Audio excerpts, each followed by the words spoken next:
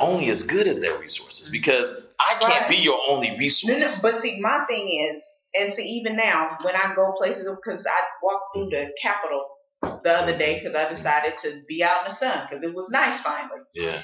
And I passed this tent, and I'm like, Association of Food Banks. Never heard of them. 20th anniversary though. On my way back, because they were having a lecture, so I didn't want to interrupt. On the way back, they milling around talking because they're about to go in and start lobbying, which is something that we only do lobby days, but I'm gonna leave that part alone. And I was like, "Is it okay if I take your information?" They're like, "Okay, definitely."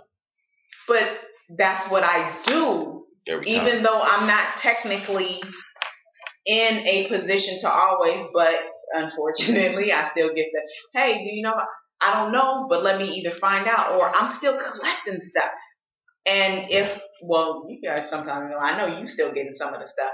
I'll send it out in an email if something comes my direction. So it's not the binder anymore. It's more electronic now.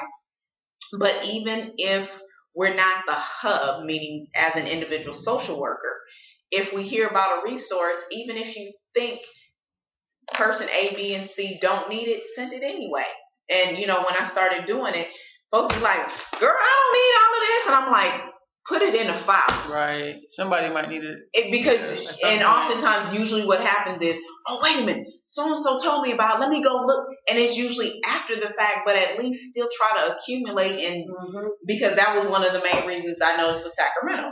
I was finding out about stuff a lot of times, and I'd be shooting it out to people because I didn't do the massive email because you couldn't do that. But I put individual names in, and here, you'll get something. And why is that? Why can't you do the mass email? Because it hasn't been approved by management to make sure that it's appropriate. No, I'm because they will put a blocker on it. Believe me, I know. And even at child welfare, you can't just randomly send emails to department-wide or throughout the agency without certain approvals. You can't just send an email to everybody and say that done got ruined. So it's like, well, because you have people that they limit your ability to share information with one another. And they disguise that under, you know, privacy and, you know, we have to protect what's being said. Some inappropriate things might get said. So we have to make it where, you know, people can't just communicate with like the department. Like you can't be like send an email out to all child welfare department. You can't do that without it going through. Hello, everyone. By any chance, did you know that a child died on my caseload last night and I need some support? Thank you. Yeah.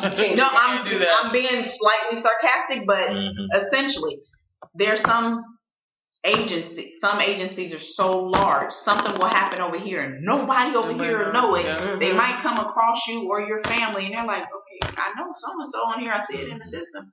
But information is power. Yeah. And if it's not disseminated, it's not. Yeah, it's not. You're powerless. Yeah. And it is about education. For me, everything boils down to education and awareness, whether it's about your rights, how to facilitate through a system, how to manage your feelings and emotions in difficult situations. Right. It's all about information, knowledge. It's like, how do you help this family? I had a family on my caseload when I was working in Napa that was homeless, and they had these children, and they were just chronically homeless, and they had this situation where it was like they had the family was taking care of the elderly parents who were also homeless, and the kids got removed, but it was a chronic cycle of homelessness, and the grandparents were in and out of the hospital, and it was just a lot going on, and they were having barriers of getting housing because nobody had no jobs, and then the dad would get a job, then he had to take care of not just his wife, but then he had to take care of his parents, and he was just, you know, so he barely scraping enough money together to get hotel stays and to get food, and it's just a constant cycle. So in Napa, and he's not getting his kids back.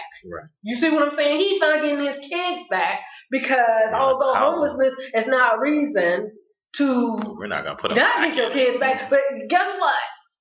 He's Latino, and he's not getting his kids back because he don't know how. It's like that, be able to advocate and the services to be able to get the senior services and to be able to get the medical services and to get all those ducks lined up in a row to help them. having barriers as a child welfare worker where it's like, I was trying to help like the grandparents, I'm trying to help all the other entities to get together, but I'm being told, oh, that ain't your job. Right. Your job is about these kids and their case plan service. His case plan service. And his case plan service did not include having anything to do with helping his parents. Just asking.